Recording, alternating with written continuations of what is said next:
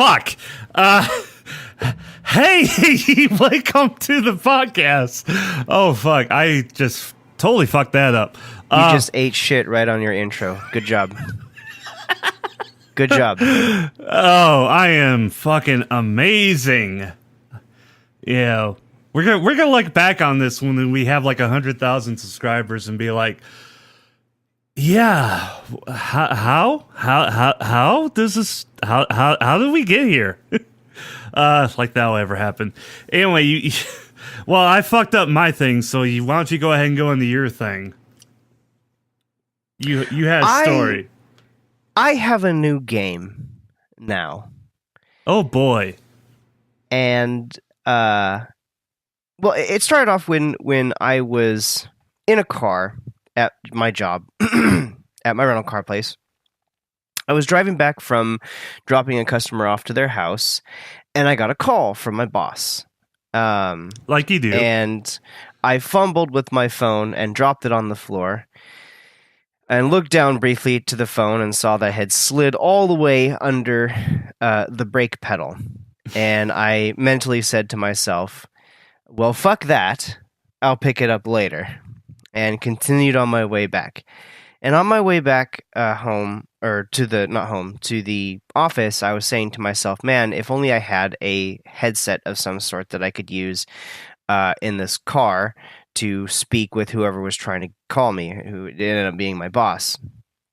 So after work that day, it was about a week ago, I went to Walmart and I got myself a Bluetooth headset, a Logitech Bluetooth headset.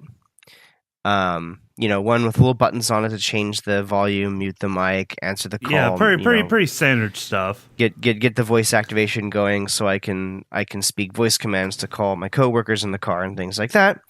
And got it all set up with my phone and and got it working. Well, here's the thing. My uniform at work is full business formal attire. So I wear a suit. I like what you might see the President of the United States wear. And yeah, in fact, I mean, literally, like if we just replace you with Barron Trump, you could pass.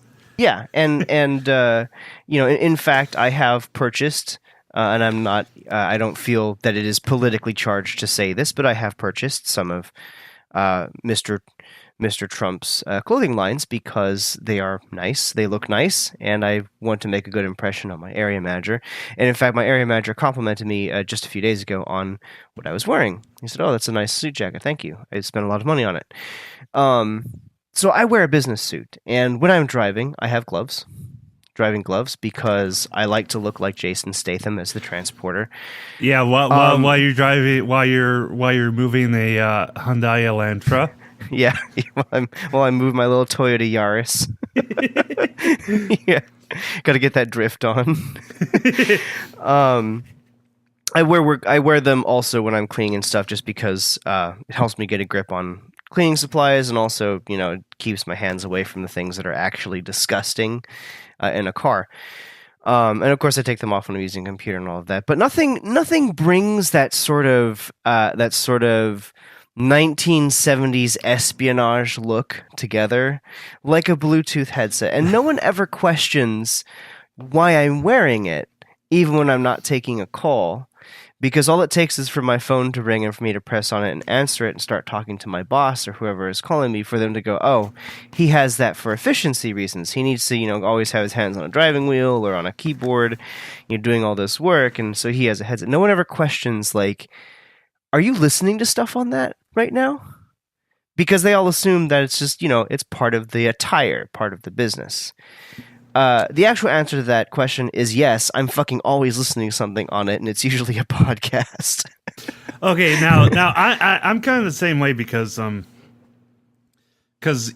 my line of work, the popular, because everybody has Bluetooth headsets in my line of work, but they're usually like they usually come from like Plantronics, and they have like the boom mic. So it's like it's like really fucking obvious that this guy has like a Bluetooth headset, and he's like, talking with like factories and dispatchers and shit.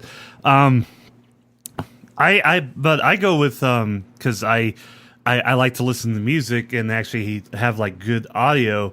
So I have like a pair of Jaybird X3s, and they're really nice Bluetooth headphones, but they're really small, and they're really hard to see. And so it's like I wear them all the time, and I'll like, so I'll be like in my car or my truck, and I'll be listening to a podcast or some music, and then as soon as I shut my car off or my truck off, it just transfers over to my headphones. So I'll go in, wherever I'm going and listening to, music or podcasts. And I just realized I come off as just like the most elitist piece of shit because I am totally not aware of my surroundings. Because it's like, I'm not snubbing you because you work at Best Buy. It's like, I'm snubbing you because you don't exist in my reality right now. Only the sweet dulcet tones of whoever is talking in this podcast right now. Yeah, whether it be like CPG Grey or fucking last podcast on the left, talking about getting fucked by aliens or something. And anyway, so yeah, I am constantly having something in that earpiece, and no one ever questions it because I look like, just because of the uniform, I guess I look like some kind of Secret Service member or something like that. Yeah. Whereas in my line of work, it's like we just look like we shop at Walmart. That's the trucking the tire is like, oh, you look like you shop at Walmart. Yeah. So sorry, go ahead. but anyways, I have these two games that I play. The first game is how much can I really look like I'm engaged with a customer while also having perfect comprehension for this podcast I'm listening to. Because people, it's not like, they can hear from the earpiece. I'll be listening to something all day, right? And so I play this little game with myself of can I work with this customer and talk with them and sell to them while listening to the McElroy Brothers in the Adventure Zone podcast, and still retain everything that's going on. And it's actually been really good. This is completely honest. It's actually been really good for keeping my brain active. And splitting my attention between two different things and multitasking. It's been really great practice for that. The other game I play with myself is how long can I talk to my friends on Discord in front of a customer and say things in such a way that they still think I'm talking to a coworker on the phone. Oh, like if you're talking about planning a fucking WildStar raid or something. Yeah. So I'll roll up to like a customer's house to come and pick them up, and take them to our branch to rent.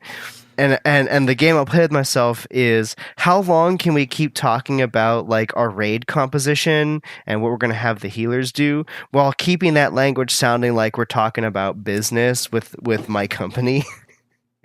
And how long can I do that before I have to go, all right, I need to get off the phone because I have to talk to this customer that I have in the car with me. Oh god, we should do that. We should do that with each other where it's just like I can just talk about bitching about like some fucking place I'm at. How long can we? How long? Well, I mean, it would actually work really well because you're kind of in an industry that yeah, like cars in it. Yeah, like I'm down here at Salinas. I'm down here in Salinas, and this fucking or Salinas. However I fucking hate that town. I could talk about a whole fucking episode about how much I fucking hate Salinas, California, because fuck that town. I fucking hate that town. If North Korea, fucking nuke Salinas, please. It's a town of hipsters and nobody likes it. Yeah, exactly. I fucking hate that town. Anyway, so yeah, get yourself a Bluetooth headset so you can be a fucking douchebag like us.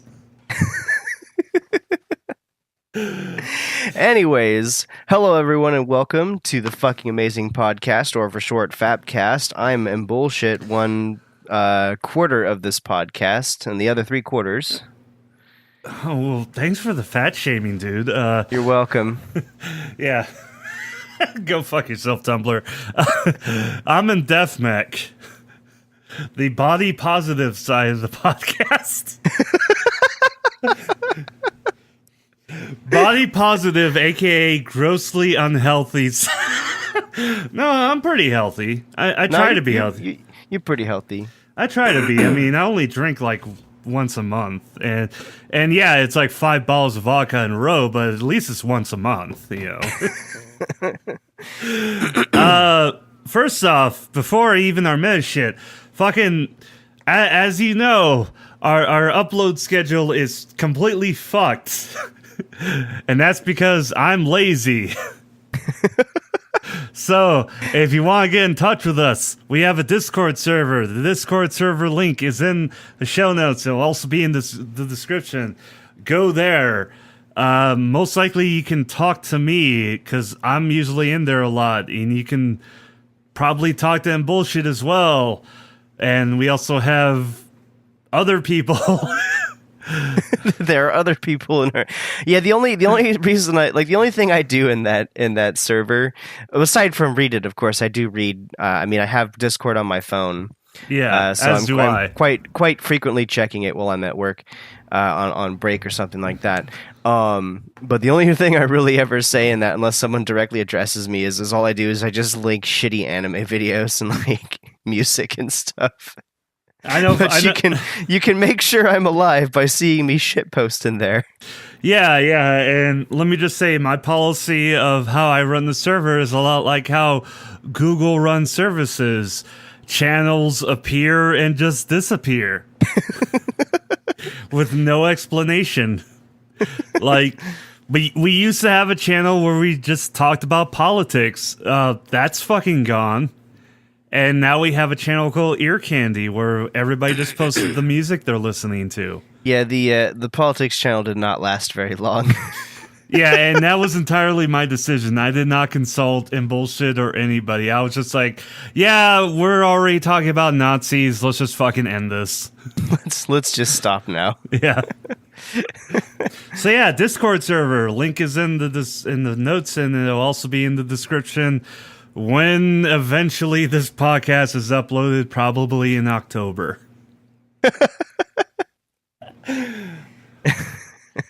And for an Easter egg, as we are wont to do every once in a while, I know the last Easter egg was me posting my, I guess, podcast setup where I took a picture of my setup when I record podcasts and games and like jack off and all that shit.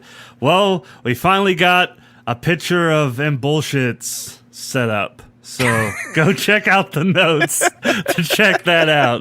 It's pretty fucking amazing. Oh my goodness. With that, we move on to our main topic this week. And this is our main topic this week, not because, I swear to God, it's not because we couldn't think of a topic. Don't even suggest that. Because we do have a topic. Yes, it involves like SCPs and sex, but yeah, we do have a topic. Anyways, this week's topic is simply mailbag. We're going to be taking a look at all the comments that we've gotten in all of our past videos, any emails we've gotten, and messages on Tumblr. We will do these periodically, if not regularly, because sometimes, it's good to put down whatever, incredibly interesting, zany, and creative things we decide to do each week.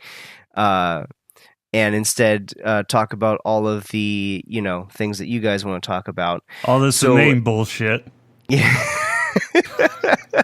And so if you guys have any questions for us, if you guys want to send us shit, if you guys just want to talk, or, you have a comment on something that we said, we do read all those things. We do see all those things. Even if we don't respond immediately, even if we don't respond at all, we will eventually get to those comments probably in a mailbag episode. And who knows, if it comes to the point where people are so regularly responding to things that we do, we may actually just end up doing regularly mailbag episodes. Totally. Like all that screaming into the void you guys have been doing, it's finally being answered. Yeah, it's not. There is no void. It's just MDefMech's mouth. Oh boy. Well, speaking of which, we need to do a masturbatory episode one of these days. One of these days. Yes, one of these days. Hopefully with guests. It'll be boring. I can promise you that. Now we are no longer nearly as interesting as we were when we were. Oh God, yeah, when we were kids, man. When we were kids, man. When we were kids. When I was still in college and I drank a lot. Yeah, now I'm an adult, and it's sort of like the whole like thing with like MILF porn. It's like when you're a kid, it's like, oh God, yeah, MILF porn. I'm totally into that. And it's like nowadays, I'm totally into women the same age as me. And it just happens to be MILF porn. Yeah, it's like they're the same age as me. All right, let's get into this.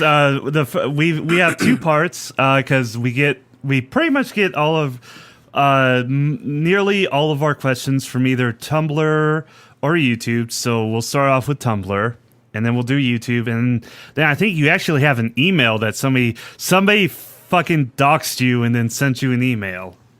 Yeah.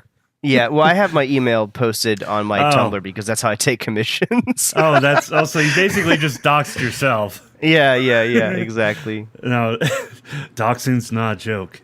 Anyway, so I'll go ahead and start off. Yeah, we'll just switch off. You read one, I read one. We'll do that. All right, FPS Junkie 22 said, just listen to the most recent episode of FAPCast, which means I have no fucking clue which episode you listen to. And what conspiracy theory do you think is most likely to be true? I would assume this is the most recent episode was where we talked about conspiracy theories. That was a fun episode, actually. Oh yeah, that was a lot of fun. What conspiracy theory do you most likely think to be true? That's a fun one. Oh boy. Well, okay. I think that. See, the thing is, I don't know a whole lot of conspiracy theories. I think now. This is sort of me, sort of tempering myself. I think that there is something, just with reality and the universe itself that certain organizations know about, that they're not withholding, but sort of being very coy about, like the whole Fermi paradox thing.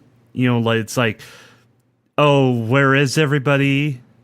And I think that it's not that oh, aliens are out there, or oh, there's like no aliens and like we just live in a dead universe. I think that there is there's a fact about the universe that, you know, they're not actively hiding, but there's just no real discussion about, because it's something that just people in authority just don't want to talk about. You know, it's really fucking lame. It's a really lame conspiracy theory that I believe in. It's just like, yeah, you know, this thing exists about the universe, and you know, it's just like, yeah, we're just not really going to talk about it, and people just really don't give a fuck about. Well, as far as I'm concerned, I don't think going into conspiracy theories that I've, you know, followed. The one that has always fascinated me is the Illuminati, and all the different theories about what the Illuminati is and what they might be trying to do. We know for a fact that there was a sort of club called the Illuminati many centuries ago. And it did in fact exist, but doesn't anymore. Now, I don't think the Illuminati is real, but I do think that if there were conspiracy theories to be true, I think the theories about there being some kind of group of people who are attempting to steer the world in a certain direction that pleases them, I think theories about those are most likely true. I do think that if there was something, a conspiracy theory to be true, it would be that there is some kind of group attempting to steer the world. Now, do I think that necessarily they'd be very good at it? Probably not. No, because it's like if you like for example, is like the most obvious example of that is like 9/11. It's like, oh, they orchestrated 9/11. It was like, if they orchestrated 9/11, they did a really shit job about it. They did a really terrible job. Yeah, they didn't really think that one through very well. And now I had a couple more seconds to think about mine.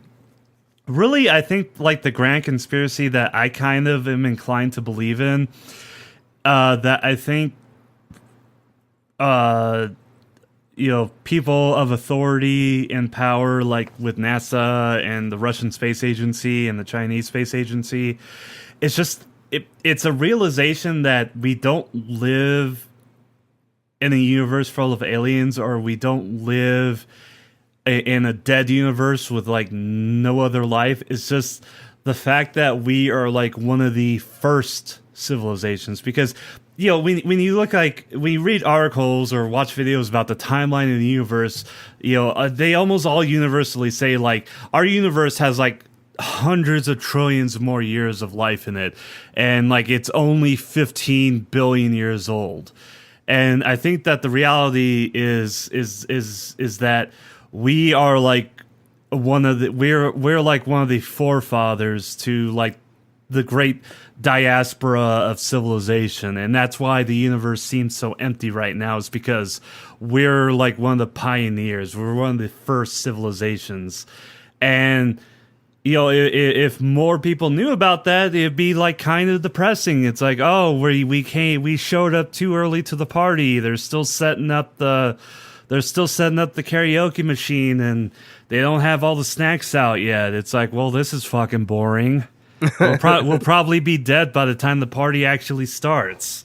That's the conspiracy theory I lean towards believing, is that we just showed up too early to the party that is the fucking universe. Because again, like I said, we have a lot of evidence saying that the universe is only 15 billion years old, and we have a lot of theories and hypotheses that says the universe has like another 200 trillion years to go. So it's like we showed up to the party like a day fucking early or something. And in a way that's kind of depressing. And I can, and if it's like, maybe people don't really want to talk about that, so that's kind of the theory I believe in. So yeah, and then you believe in whatever bullshit you believe in. What was it, like the Illuminati or something? Yeah. The Illuminati. Yeah, sure. Yeah. If you can't tell, we don't really put a whole lot of effort into this shit. We're not Alex Jones. Although I do desperately want it to be true that the government is actively trying to turn frogs gay. I want to believe. Dude, PETA would be up in arms about that shit, because it's like, oh, you're trying to make frogs extinct? And then we're like, oh wait, PETA is homophobic? What? And it's just like a whole Tumblr fucking drama mass of just bullshit. Oh, that's a conspiracy theory all to its own. Yes. All right. I'll get this next one here. This is an easy one. Anonymous asks, do y'all have an RSS feed I can use, or is it just YouTube? The answer is it's just YouTube right now. Yeah. Eventually we'll probably do a proper, podcast with the actual like, MP3s tied to an RSS feed, but not right now. We're kind of just we're operating this on a $0 budget right now. Yeah, pretty much. We're not convinced that it's worth it to do that yet. So it's just YouTube right now. And there have been podcasts that have survived exclusively on YouTube, and if we, end up finding out that people are actually listening to us, then maybe we'll think about doing a proper, with an RSS feed and downloads and all of that. Well, and let me just remind you, we're under a Creative Commons 4.0 license, which means if you want to just rip an MP3 of our episodes and republish them unedited, that's totally fine. You are totally free to do that, and in fact, we encourage you to do that. Take this episode, take these podcasts, and make it easier for you yourself to listen to, if you wish. All right, hit us up with that next one there. All right, our next one is from Boxer, which he's a guy from the GCC podcast, and I think he ran his own podcast for a while, but It's good to hear from him. He links to a NeoGAF thread. Nick Robinson of Polygon involved in a sexual harassment allegation, and the comment thread is fucking closed.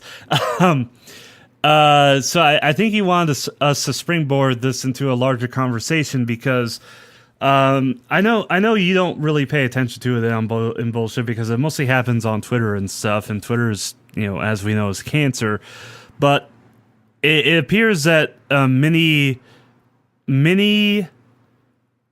people, mostly male feminists, specifically in the gaming journalist industry, the loudest, it appears to be that the loudest advocates of feminism and gender equality who happen to be male are often outed to be like sexual predators or have been accused numerous times of sexual harassment.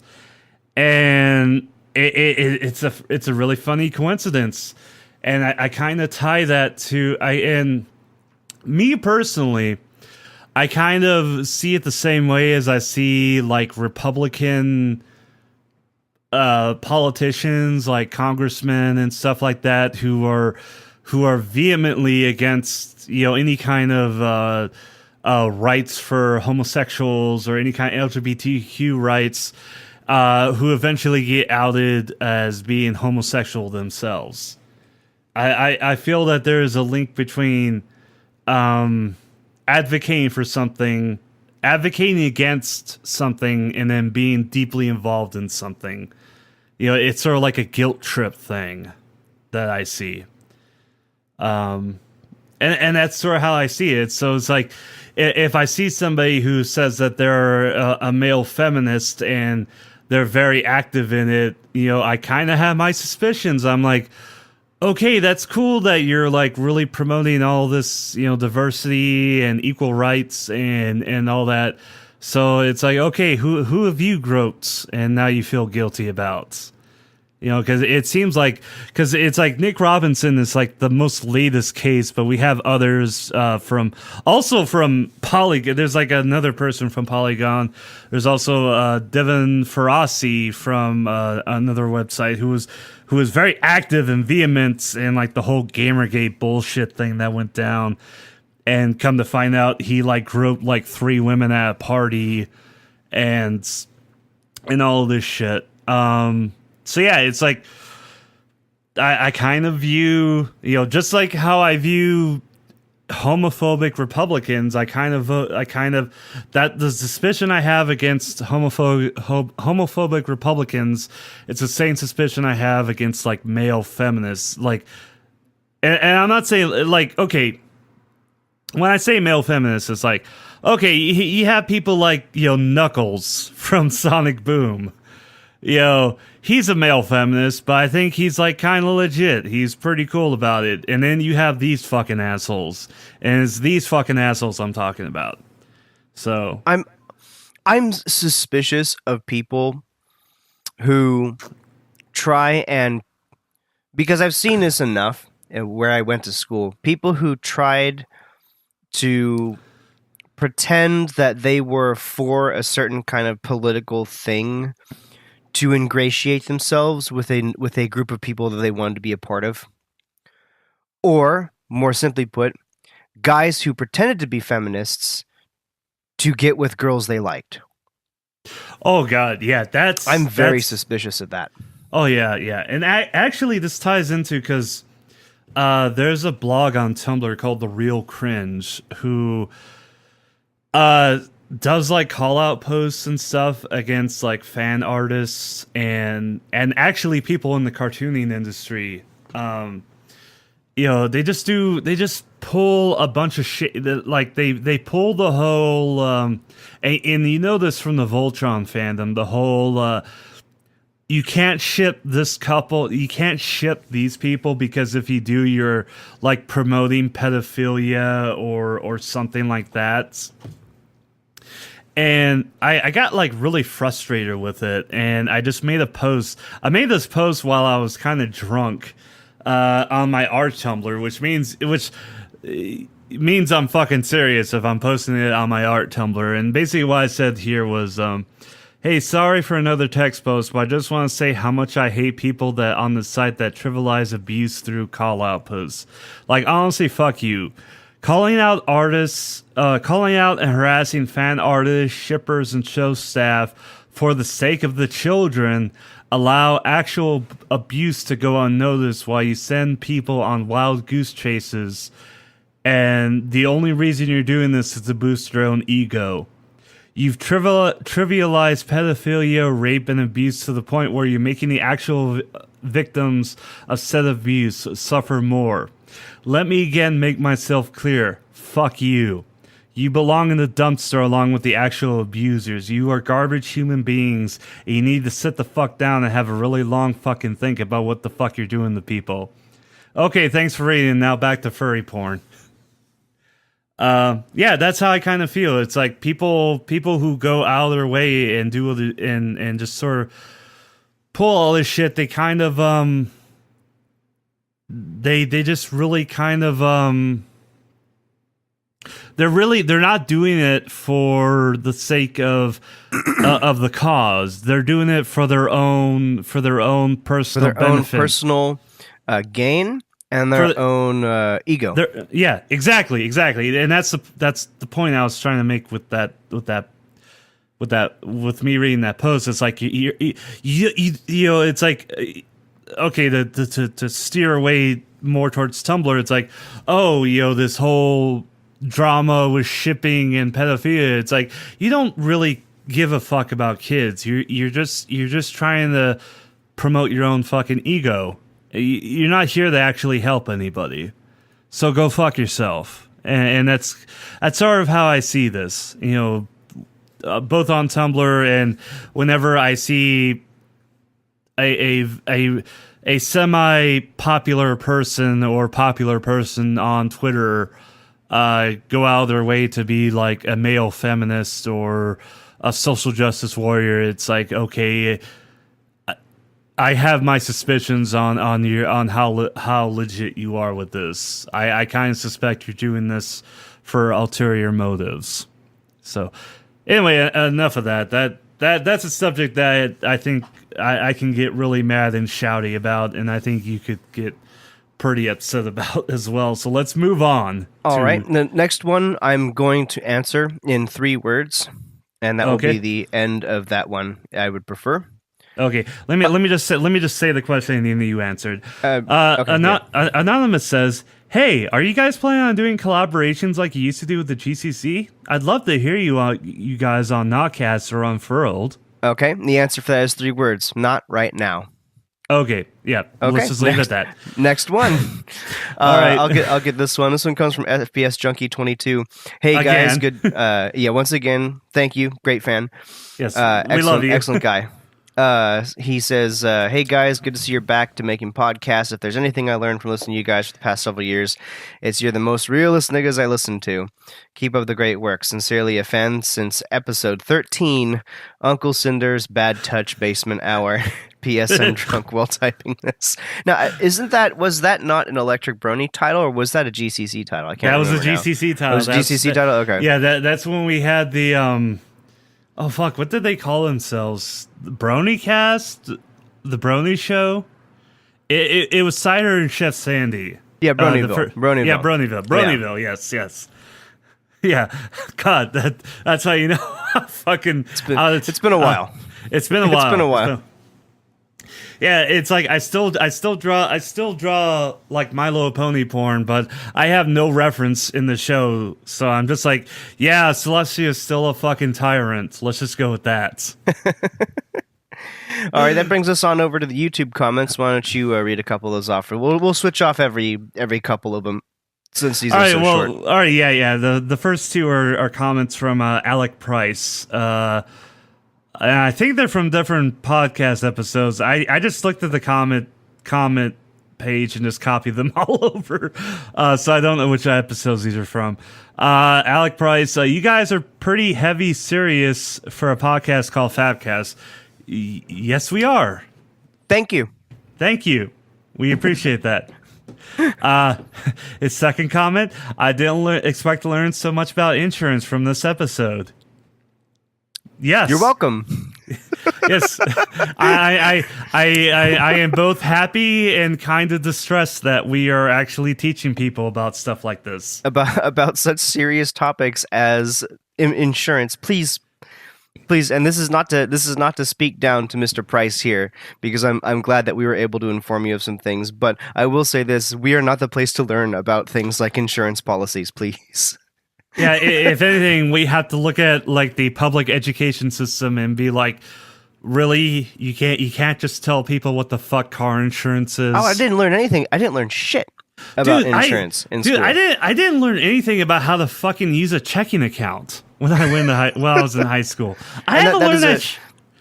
That is a serious failing of the public education system, because I'm going to be honest with you, I learned most of what I know about car insurance from the first 3 months of my new job. Oh yeah. I didn't know about that shit until I started my job. Yeah, like if I ever ran for political office, like one of my platforms would be like, yeah, like we're gonna start a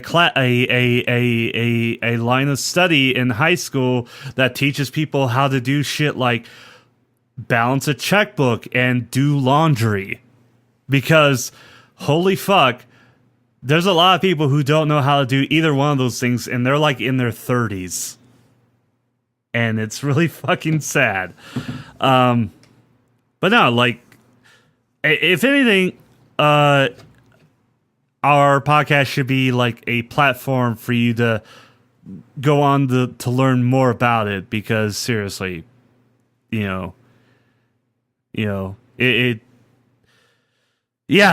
fuck the public education system. It needs a complete overhaul. Why don't you do this next one as well, and then I'll hit up the one after that, which is pretty long. Okay, Eduardo. I think this might actually be Boxer as well, but I'll just say the first name, Eduardo. It still boggles my mind as to why someone would wish for their own creative creation to be destroyed upon their death. Okay, maybe they wish for it to be destroyed in order to protect their own reputation after death. It's like a last-ditch effort to save yourself from being hated by others. I have more to say, but my phone is at 7% because I was listening to the podcast on the go. Also, FAPCast video screen is burned. Oh, God. I'm sorry. Yeah, the FAPCast video screen is burned onto their phone. I'm sorry. Yeah,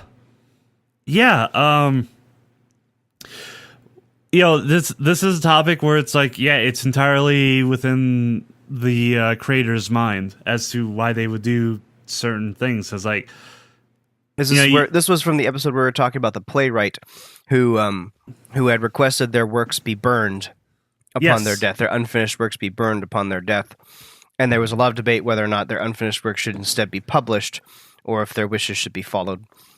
Yeah, and it's like there's any number of reasons why someone would want to decide that. And I'm still sticking to my guns. It's like, if you do not want something to be out in the public, then you have to destroy it yourself. That is a burden that should not be placed on other people. That is a burden you have to carry. And if you choose to not do it, then you have no say in how other people use that stuff. So that I still stick to my guns. Xavier the Nine on that same episode comment on YouTube here. This is a bit of a long one. So yeah, it's really frustrating. It's a really frustrating thing when an artist decides that something they made should be erased because both sides have valid points. From the point of view of an audience member, though, I have to say I think an artist's work shouldn't be destroyed. I've seen it time and time again, mostly with various musicians on YouTube, but with a few artists as well, where I'll be fortunate enough to discover them and their amazing music, only to see a deleted or private video in my favorites a few months later. Hell, in some cases, the person commits internet suicide and the entire channel just is gone. No warning. All of a sudden, the person is missing from the internet. The first time I personally saw this happen was with the musician So Great and Powerful. I do recall this from the MLP fandom myself. Mm-hmm. It really was a shame, but unfortunately, he had enough fans, so all of his works was saved. It just so happened it just happens so much since then with so many different artists that I've grown used to it now, which sucks. So while that isn't necessarily about last wills, I would hold on to the idea that regardless of whether or not someone did wish for their works to be destroyed after they die, it is ultimately not their decision, as harsh as that sounds, and such work should be preserved.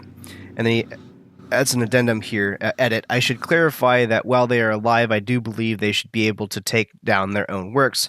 Of course, people will save them regardless, but after they die, it becomes the people's decision what happens. This actually reminds me of something that happened very recently. Are you aware of the video game channel, The Completionist? Yeah. Yeah, okay, so you know about The Completionist. So, like, a couple years ago, like, for the first, like 120 episodes, it was between Gerard and Greg. Like, they really, like, Gerard did, like, all the video game stuff, and Greg, like, really interjected with, like, comedy and stuff like that. Just, they were a really good team that worked together. And then after about, like, 120 episodes, they had, like, a big falling out, and Greg left the show. And so the show continued on for about another 100 episodes until Greg, like, contacted Gerard again saying, please, to avoid legal action, take down all the episodes I was ever involved in. And so Gerard naturally complied with it. And he gave a date of September 1st, 2017. He made an announcement, on YouTube and on Twitter saying, hey, after September 1st, all of these episodes are going to be privated. They're no longer going to be accessible on YouTube. And he told people, he's like, look, if you save these episodes and re-upload them, they're going to be copyright struck because that was Greg's request. But otherwise, you are free to save them, put them on Pirate Bay or whatever torrent sites. You can share them, over FTP or whatever. But yeah, after September 1st, these episodes are basically gone from public view. And I'm fine with that, and it's really, and it's like, I don't know exactly all the details of what happened between Gerard and Greg, and I'm kind of sad they did split up, but it's really shitty that it had to come down to this, but I am glad that Gerard did everything he could to give people the opportunity to be like, to save this shit and spread it around everywhere else except YouTube.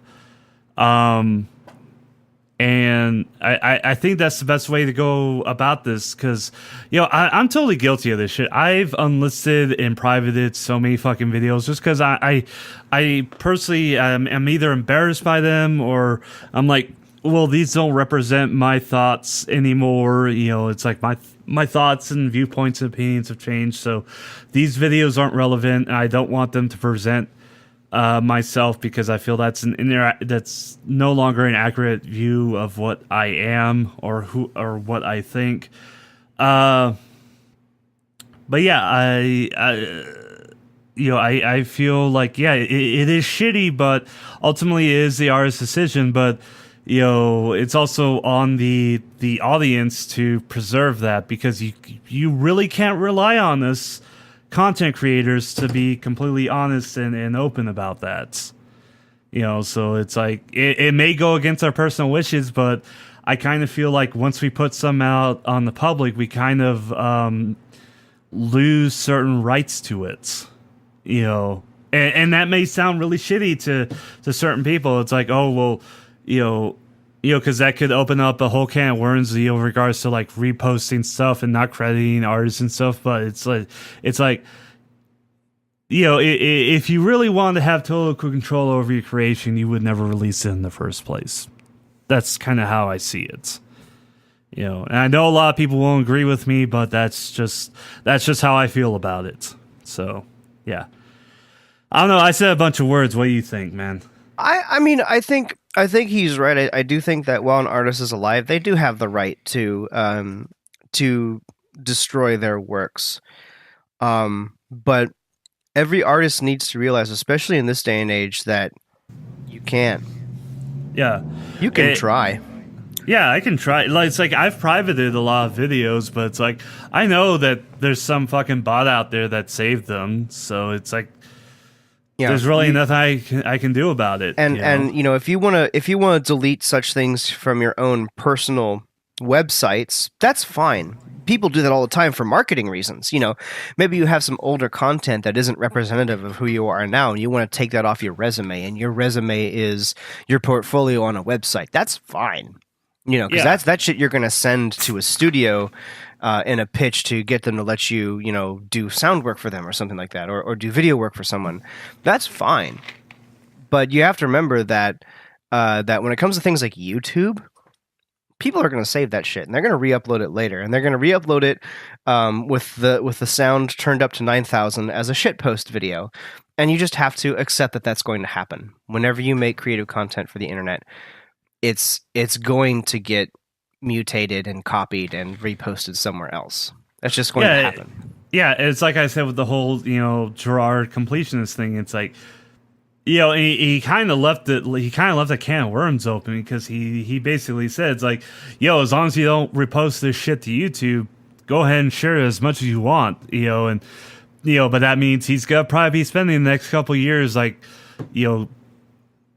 reporting and pointing out copyright strikes against videos, because people are gonna fucking re-upload that shit to YouTube, and that's a burden he has to take on, because I like Gerard is a good person. I really do like Gerard. One of my in my bucket list is to one day hopefully meet and shake his hand and maybe share have a drink with him, because he's a genuinely awesome person, and this is totally something he would want to do, and he's kind of willed himself to take on this burden of every time a video is uploaded with Greg on it, he's gonna have to strike the video down, but that's a burden he's chosen to take, and I commend him for it, and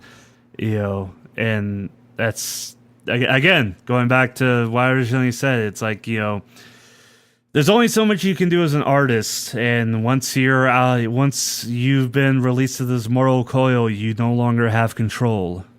So, yeah. All right, next question, which actually is on the same. Part of the impetus of doing this episode is because we did get a lot of response to that one particular episode. Mm-hmm. So, all right. This next topic, this next comment is from Switchboard 505. Really good listener. Been with us since GCC. You're a good dude. Really good episode on the matter of an author wanting the part of his work to be destroyed after death. I kind of go back and forth a lot, but generally I agree with him, Defmec. Unless their death is very sudden or he remains incapacitated for a long time, the author could easily destroy anything he doesn't want other people to see before dying. It seems weird to leave directions on your will for people to destroy or just hold from publishing your unfinished works, given that you couldn't trust those people to respect your wishes indefinitely. Yeah, it's like, again, this just reiterates the point. It's like, if you really didn't want people to see something you made, then you should have taken care of it yourself. So, yeah. Yeah, just more,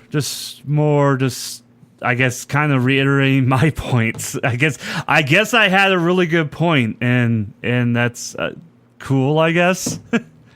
So, all right, this next one comes from Switchboard 505 as well, who says, and this was on a episode where we were talking about Paradox Interactive and their fuckery with raising prices on their games during the Steam Summer Sale to cancel out the sale. Yeah.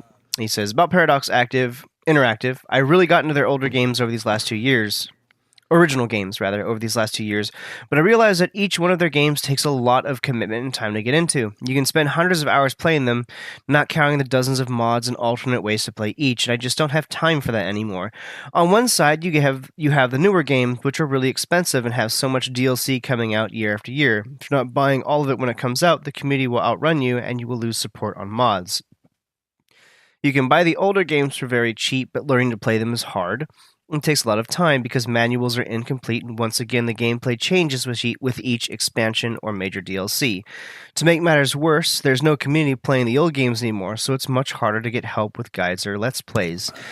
It's funny because when Hearts of Iron 4 was coming out, many of the hardcore players complained that the game was too streamlined, but in the end I really liked that because it meant that I could learn to play it much faster than the other ones and got to enjoy it more than the others. Many also complained that Victoria 2 doesn't have new content anymore, but the fact that it's been around for so long untouched means you have a lot of material to learn to play the game, so again I like it better that way. And it seems Switchboard has run into the problem that I have run into now, where I just don't fucking have time for that shit anymore. Yeah, this is a problem it seems very specific to Paradox Interactive, because Paradox specializes in the grand strategy games. Like, if you look, because it basically consists of 4 games, or it's 4 games plus 1, because you have, and literally there are like mods where you can take save files from one game to another, because these games follow like specific points in history. Like the first one's Crusader Kings 2, which is like goes all the way back to the Crusades, and then you have Europe Universalis, which is like coming out of the Middle Ages into the Renaissance, into the Age of Exploration. Then you have Victoria 2, which is the industrial area, and then you have Hearts of Iron 4, which is World War II. So it's like literally you can start a nation or a kingdom in Crusader Kings 2, and then bring it all the way to Hearts of Iron 4 into World War II if you're really that committed. The problem is like, again, you know, what they do with their grand strategies is like the base game itself, to really get all you want out of it, you're going to be spending hundreds of hours playing the game to get the most out of it. And then they just pile on DLC. It's actually really surprising that they haven't touched Victoria 2, because it's the age of industrialization, which, as we know from real history, brought about a new wave of like colonization and stuff. But really, the most mods we've seen have just been popped in the Europe Universalis, where it's like there's just like new colonization opportunities and new empires and stuff that they market as DLC, and it just gets so fucking expensive. And it's like, really the only way you can play Paradox games these days is just to pick one point in time and just focus on that. And it really fucking sucks, because it seems like from the outside the best way to play these games is to go from Crusader King 2 into Europe Universalis, into Victoria, and then into Hearts of Iron. But they kind of sabotage that with all this DLC bullshit. And like he said, it's like, they pump out so much DLC, and modders are trying to keep up with it all, that quickly, if you're not investing money in the DLC, you miss out on the modding potential as well, which really just sort of defeats the purpose of having mods in the first place. It's a really fucked system, and it's something that people don't really talk about, because there's such a high, like with Bethesda. Like, if you look at Bethesda, like, there's a very low entry cost into Bethesda games. It's like, with Skyrim or with Fallout 4, it's just like you basically just have to buy the game, and you're in that ecosystem. So you're easily exposed to all the bullshit Bethesda does with like the Creation Club and all that stuff. So that's so a lot of people are going to talk about that. Like Sid Alpha is going to talk about it. Total Biscuit and Jim Sterling, they're obviously going to talk about that. But with Paradox, there's such a high barrier to entry that people don't know about it. People don't know about all this fucking shady shit that fucking Paradox is pulling. And nobody fucking talks about it, because there's only so many people that play that fucking game. But if you want to talk about shitty fucking companies, everybody talks about how EA is a shitty company, or Activision is a shitty company, or Bethesda is a shitty company. It's like, no, you want to talk about real fucking shit, go look at fucking Paradox, because holy shit. Yeah. And I think Switchboard also outlines another another sort of thing that I myself have run into, where time was where I could just sit down every day for 6 hours a day and play video games and finish an entire 80-hour Japanese RPG in less than 2 weeks. I can't do that anymore. Yeah. It's not that I don't have the patience for it. It's not that I don't want to. It's because I simply can't anymore with the way my life is now. And that's not to say that now I don't like those games. I still do. But Persona 4 came out on my birthday in April. Or 5, rather. Persona 5 came out on my birthday in April. It is now the middle of September, and only now have I gotten to the 100th hour of the game. It's been a long time getting there. And I love the game, but it has taken me a very long time to see the whole thing. And in that time, there were multiple opportunities where I got spoiled on things in the game because it was at a point where it had been 3 months and everyone else had already finished the game, so everyone was already talking about all the twists and everything as if it was old news, and I hadn't gotten to that point yet. And that's something of a bit of a frustration that I have with longer games now, is that because it takes me so long to finish them, I have to black out all of my friends who are talking about them so I don't learn, a spoiler about something.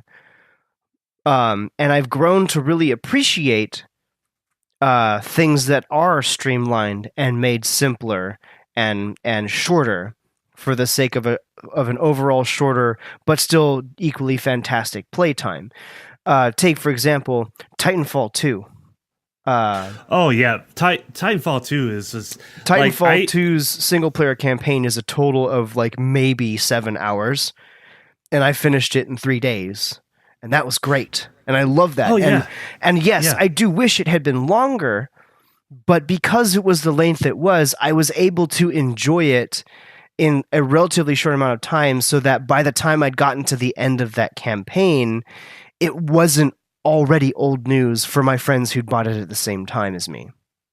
Yeah, for example with me, because I kind of like that now we're both kind of in the same boat, that we have and not to talk down on people who are still in school or who are unemployed for any number of reasons, but we're both in a position now where we have jobs and stuff going on, and it's one site, because it's whenever I'm interested in buying a game, one of the things I'll do is I'll go to Metacritic, and I don't just look at the number. I'll go down, look at the reviews, and click on a couple of them and read them and stuff. But another site I go to is howlongtobeat.com. And if a game is over 50 hours, I'm not interested. If it's a game that takes 50 hours to, not to complete, just to beat the main quest or the main story, I am probably not I'm not going to be interested in it, because it's I don't have 50 hours just to play it. Completionist stuff, that's fine, that's whatever. I don't care about that number. It's just to get the main gist of the story, just to get my fucking money's worth out of it. And it's if it's over 50 hours, I'm not even going to consider it. If it, the sweet spot, the most I'm comfortable with is maybe 30 hours. 30 hours is the most I'm comfortable with. I'm a little different. The shorter it is, the better, actually. I'm a little different. I mean, I still love really long games, and I'm still very much of the mind that, as long as the whole experience is good throughout, 50 hours is worth more to me than 30. Just because I'm still in that mindset where, if money is playtime, then I want to get my money worth. But so I'll still play them. I've still played Final Fantasy 15. I'm still playing Persona 5. When Persona 6 comes out in 2035, I'll probably play it then. And nothing is going to really change that opinion. It's just that it has become. It's something I've noticed, is that it's become difficult to enjoy them, not because they're so long, but because it takes me so long to play them that things get spoiled for me.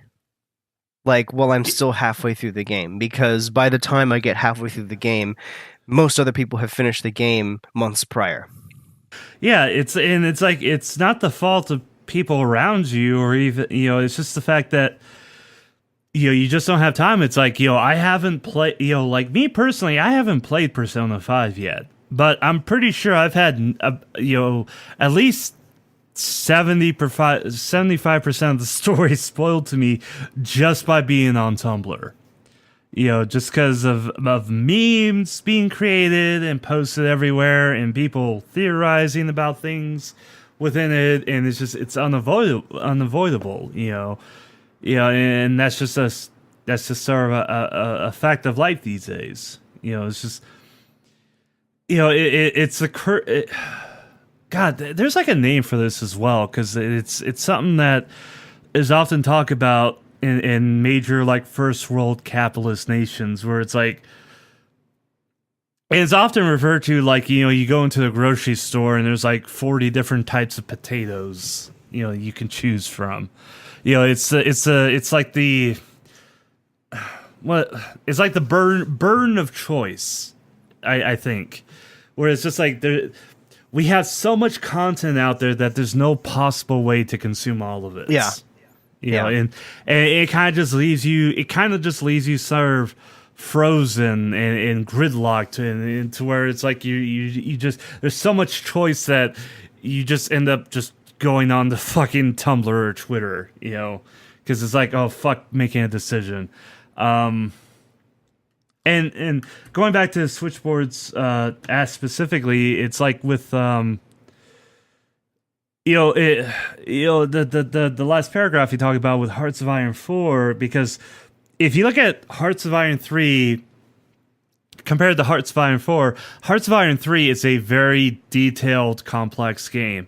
Hearts of Iron 4 is very streamlined and very easy to pick up. And a lot of like hardcore Paradox fans didn't like that, but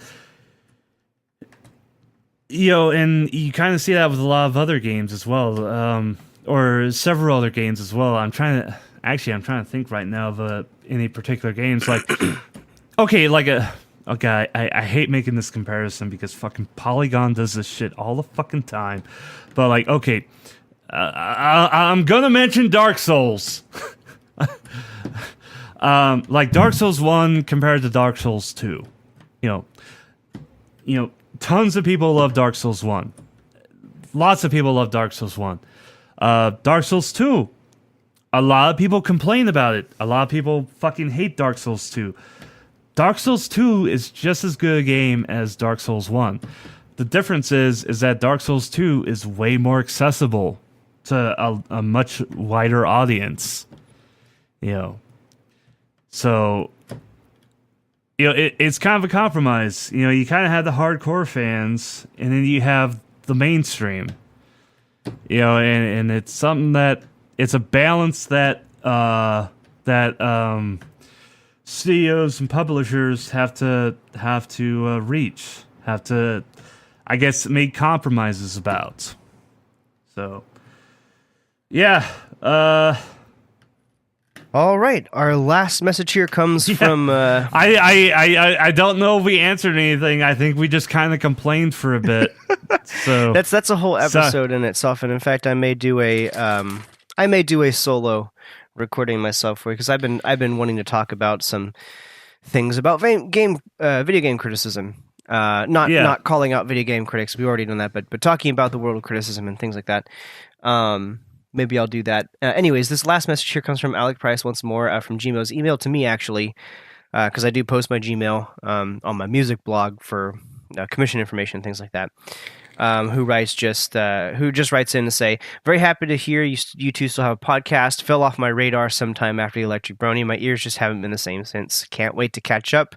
Keep up the good work. P.S. What's the intro like? 5 years old at this point? A new version is definitely needed. Yes, I know. I'm sorry. I'm working on it. It's been almost 5 years. I think we started this. I think we started our whole GCC adventure back in like what, the winter of 2012. So yeah, we're or coming up on thereabouts. Yeah. yeah, we're coming up on 5 years. So yeah, I don't know. Yeah, dubstep isn't popular anymore, dude. We need to do something. I don't care. Yeah, exactly. We'll keep hitting that shit until dubstep is cool again. Until Skrillex is relevant again.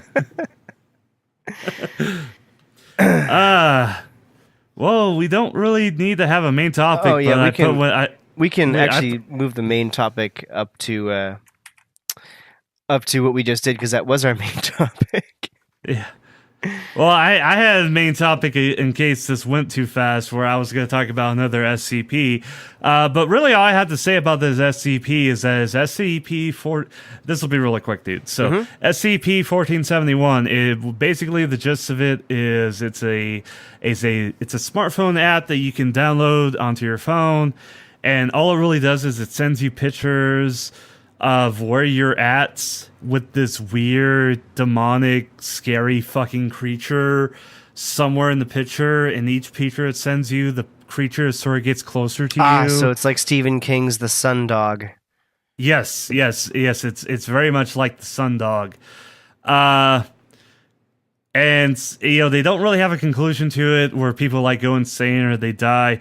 But I posted another link, which is what the fandom has decided what happens when this creature eventually interacts with you, which means there's a lot of sex. It's all porn.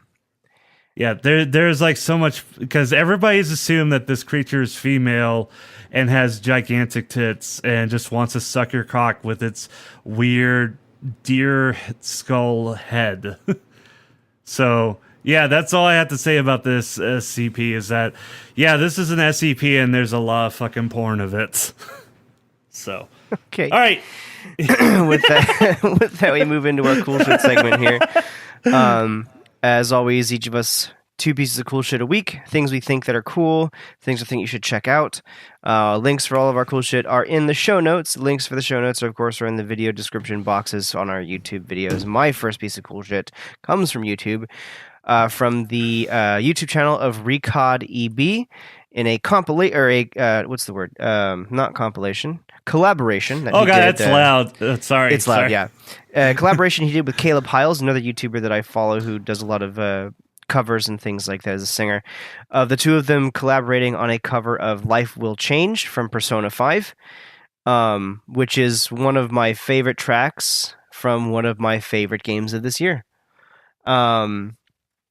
So definitely check out this cover. It's fantastically produced, and Caleb Piles has an excellent voice. So definitely check that out. Oh, totally. I always appreciate when they like film themselves performing like covers. I really like that. Yeah. Yeah. I don't know. I really appreciate that. Okay. So with me, my general theme on both of my cool shits are, hey, are you sick of MatPat's bullshit? Here's some alternatives. So my first one is from YouTube creator called Ahoy. He used to be named Xbox Ahoy, but now he's just Ahoy. And this is his most recent video, which is a documentary. And this is probably the most extensive documentary I've ever seen about the game Polybius, which I'm sure you know in bullshit, but just really quick to catch up people who may not know. Polybius, it was an urban legend about a game created by the CIA in order to test sort of like the mind-altering effects of video games. And there were some scary, spooky stories around it. And Ahoy decided he was going to get to the bottom of the origin of this urban legend. And it takes him far and wide, and he not only crafted, not only did he invested a lot of research time into it, but he crafted a really good narrative and made an incredible video just discussing and describing just the urban legend of Polybius. And I can't do justice in talking anymore about it. So, if you have an hour and 10 minutes in your day to sit down and watch this, please go and watch it. Ahoy is one of the top tier, in my opinion, one of the best YouTube creators, and he deserves all of your attention because of the amount of time and effort and love he puts into his videos. So I'm not going to say any more about it. Just go watch it and then watch the other videos on his channel, please. So on to you. Okay, my last piece of cool shit this week, another musical thing. This is just a little joke video from the YouTube channel of Rob Minis, who has a video titled "When You Want to Play Solos Like Slash, But Your Parents Made You Learn Piano." He proceeds to watch a bunch of videos of Slash and then emulate Slash's guitar solos on the piano using a foot pedal, distortion engine, and a touchpad. And it is absolutely hilarious what he does, because he manages to do actually quite a very good job mimicking the sound of a guitar using his piano. Is that dog real? There's like a dog underneath the piano. I can't tell if it's stuffed or dead. Yeah, yeah. It's just and then down there. The best part is he then takes a video of one of their songs and then plays along with it. It's sorry. Great. I don't have any context because in respect of the podcast, I don't have the audio on, so I'm just watching the video. I'm just really confused right now. I'll have to watch this after we're done recording. All right, on to my second and last cool thing. Pyrocynical is a rather popular commentator on YouTube. He mostly comments on internet drama. And stuff that people don't really fucking care about in the real world, except for that Daddy 05 shit, which we talked about a few months ago.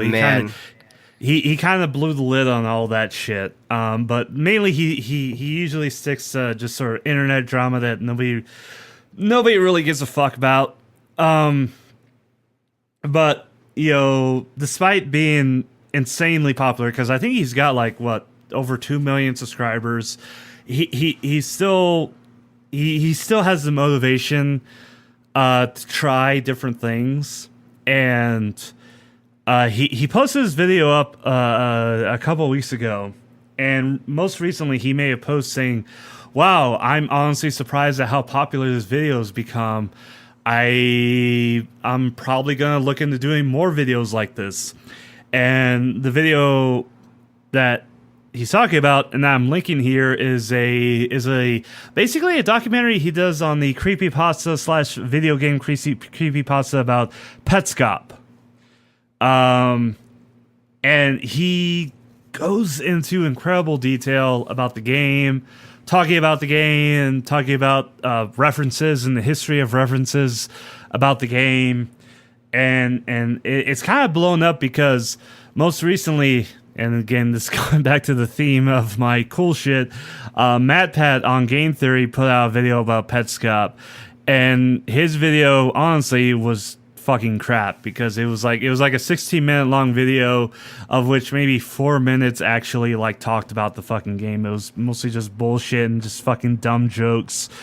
Pyrocynical just goes into insane detail about the game, commenting on it, commenting on the references, researching references, looking into just minor details and things you see in the game. Because the game itself, this is a game it's not real. It doesn't exist. It's a creepypasta, but he really put his work into it and crafted a very good analytical video about it. And the reason I'm linking this is because, Pyro's been wanting to spread out and do more besides just commentary. And if he does more stuff like this, I am in full support of it because this is really good fucking content. It's like I heard about Petscop. I knew, I kind of got that Petscop was a creepypasta. And when MatPat put out his video on it, I really didn't learn much about it.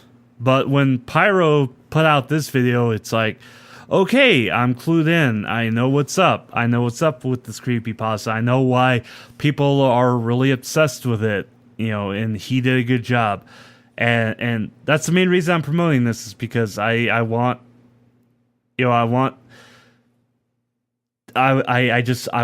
more people to create interesting content, and this is definitely something that is interesting, and it definitely is content. So, I don't know where I was going. I'm kind of just rambling right now. So, yeah. This has been a podcast. This has been episode 19 of the FAPCast. So I want to start a new thing. Oh boy. We have a history of not knowing how to end our episodes. So I want to start a new thing. Yeah. Instead of us petering out and then going, okay, we're out, I want to cap our episodes with something so that we can have some vast wisdom spoken right at the end of our episode, right before we say, and with that, we're out. And then in that way we know who are the true fans who do actually listen to the end of the podcast. So I would like to posit a new segment of the show that I'll be doing every episode rather, called Words of Wisdom. And this is a very short segment, and it's simply going to be me scouring the internet each week for some kind of golden words of wisdom, some kind of philosophical question to ponder on for the week, some kind of great advice, words to live by, and things of that nature. So it will either be a statement or a question, could be a thought experiment, anything like that. So let me just start us off for the first time ever with our words of wisdom. With a very interesting introspective question that I think everyone should ask themselves on a daily basis. And this comes from Tropicologically, Tumblr user Tropicologically, on Tumblr obviously, who asks, does anyone remember that anime with the angels, and if you pulled off their halo they got terrible diarrhea? Because I sure do.